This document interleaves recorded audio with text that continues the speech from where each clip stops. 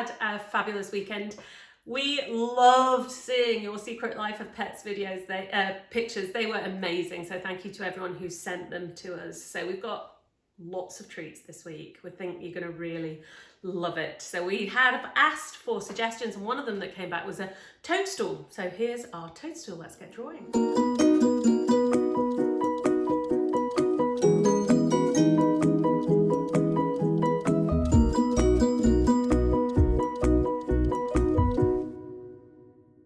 Well, let's start our picture here with just a little curve. I'm going to curve it around there like that. So it's not a straight line. We've got a kind of bend.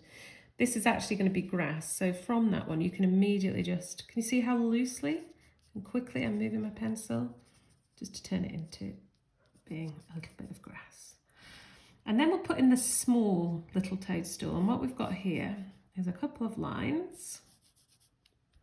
And then a bit of a bumpy shape. It's not a circle, it's just sort of coming round and up like that. So that's our very first one. Now think about the shape in between here. So I'm going to go from there down to there. So look at that shape in between. And when you're drawing these shapes, thinking about the shape in between the shapes, the negative shapes, will really have a huge effect on the way you start to see. So look for it everywhere. If you're looking at a tree, think to yourself, oh look, there's the tree trunk, there's the branches, look at the negative shape between them. Right, here we go, coming down. I'm just going to go like that. Then I'm going to take this shape right out to here. I'm going to curve it up slightly and go from here. Oh, there we go, another little negative shape there, just a little triangle underneath. I'm just going to take it straight up, and that is my first shapes.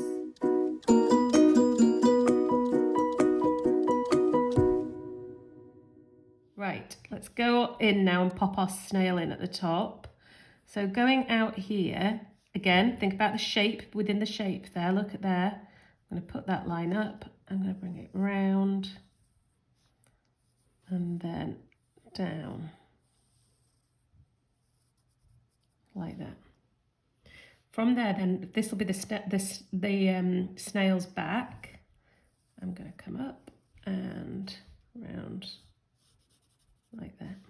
And to make him look distinctly snail-like, here we go. I'm just going to give him two little, I don't know what they're called, what they are, but we're just going to go out with two small lines there, like that. So if you pause it, and you pop the second shapes in.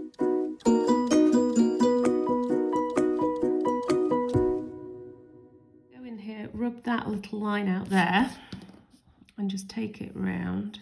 So I've got the shell there like that, and then I want it to, I'm going to bring it up slightly and down. So that's my snail shell and my snail finished. And then I'm just going to finish this off by putting a sort of pattern into my toadstools. Now you can do this in whichever way you want. But I'm not doing, on the junior one with the fairy, I did circles because I wanted to make it look kind of cartoony. But actually, if you look at these kind of mushrooms, don't touch them, obviously, the toadstools, because they're highly poisonous.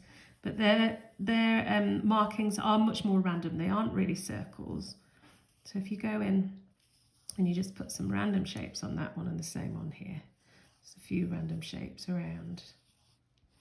There we go, and then I'm going to finish it off by having a little sort of line there in the background, and then here I'm going to put, just like I did earlier, a bit of grass, and I'm going to pop in some tulips. Although if I saw a snail near my tulips, I'd be quite cross. But here we've just got some little tulips that we'll put in the foreground to brighten up the scene. Now you can go off now and colour it with pens or pencils. We're going to use some watercolour paint, so stick with us if you want to see how to do this in watercolour pencil.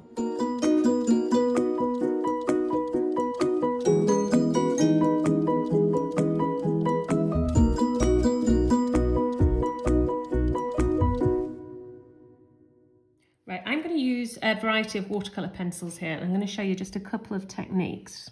And here I am, I'm going around, pressing quite hard here on the edges. I'm not colouring that in though, and I'm going to do the same right round the edge of my snail head. I bring it up like that and in. I'm going to put in a couple of little lines there, like that. Now I'm going to come to the edge and I'm going to do this in sort of stripes. 1, 2, and then a little bit at the end there. But these I am going to colour in, and you'll see why when I come to turn it to paint. So you can, with these paints, once you've got plenty of pigment on like this, not only can you colour from it, but I've got the pigment on my brush now, so that I can take in and paint. Can you see? And that's what I'm going to do. I'm going to turn this first, so I've got plenty of this brown pigment on my brush.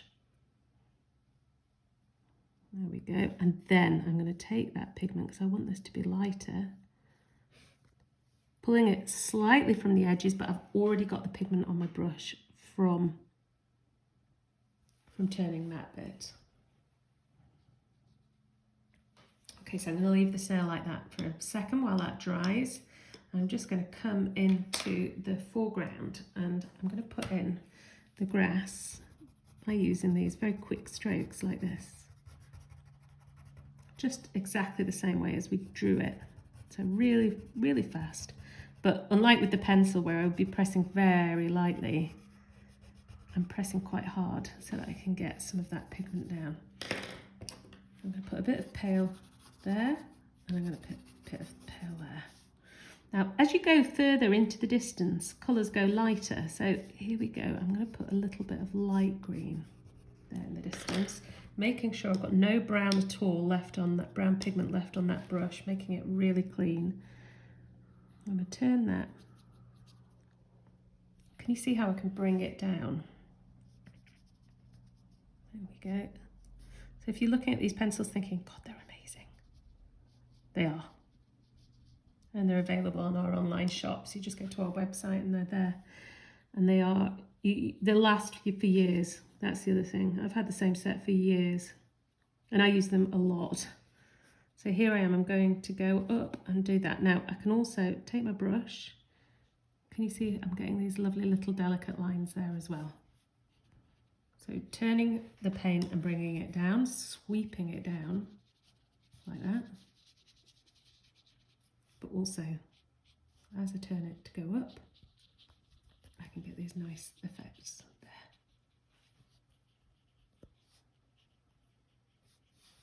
I'm going to do the same at the bottom. You can see how little of the light green I put down. You still can really pull it. You see, just with water on my brush, pulling it down. Keeping my brush moving really quickly there. Right, so I'm going to move on from that. I forgot to put a stalk on my tulips. Here we go. And I might colour my tulips in as well. I'm going to do a bit of yellow in the middle. I'm going to do orange around the edges. I've had some amazing tulips this year, so there we go.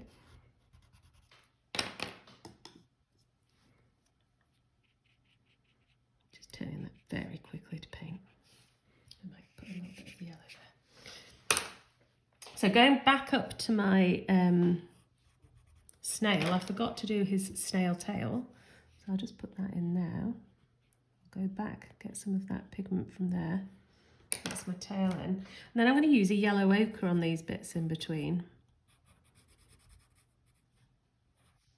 Now it's not completely dry, so I've got to be quite careful here because I don't really want them blending into each other. I just want to get that ochre up there. So that's that in. And then to finish it off, I'm going to put a bit of light brown. I want to show you the difference between using these very lightly and using them heavily. So here's me using it lightly. You see, very little paint. As I turn it, that's the effect I'm going to get. Right, now, watch me use it heavily. So I'm going right in, I'm really going hard on the pigment here. Making sure there's loads down on the paper. And once I've gone round all of these shapes, I'm also going to go up to the top.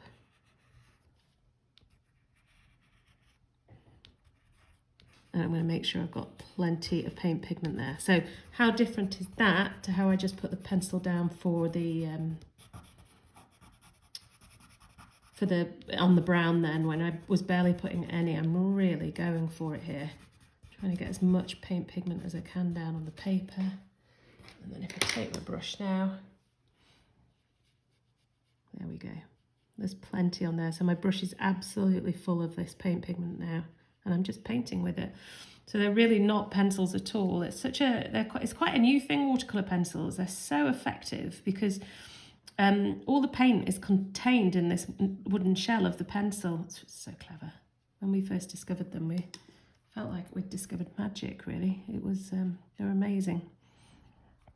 And we use them for our charity work because our charity goes into care homes, and we teach people in care homes how to draw and paint, and these are great for people. And we've actually just started selling these as part of our trust lessons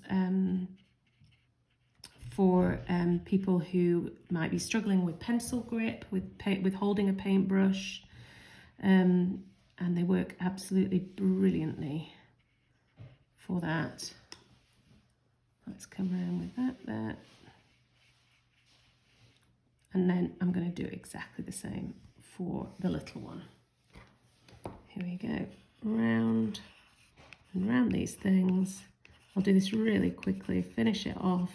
So make sure you send us your pictures. We would absolutely love to see them. You can add more to them, add more flowers, add some trees in the background, really make it into your own picture.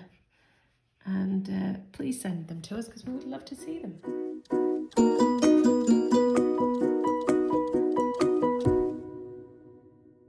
You really liked that, and we would love to see your pictures. Make sure you send them to us. Facebook, Instagram, Twitter, just on our social media. Make sure you send them in. Tomorrow we've got something very special, and we've designed this for a school which is really close to our hearts. It's called Newton Primary in Ayr, and we know that at the moment they're collecting sunflowers for lots of the children who might not have gardens. So if you've got a sunflower and you live in the Ayr area, a little sunflower in a pot, please take it on down to Newton Primary. And for everybody out there, we've got this beautiful sunflower that we're going to be doing tomorrow, and it's for you, everyone at Newton.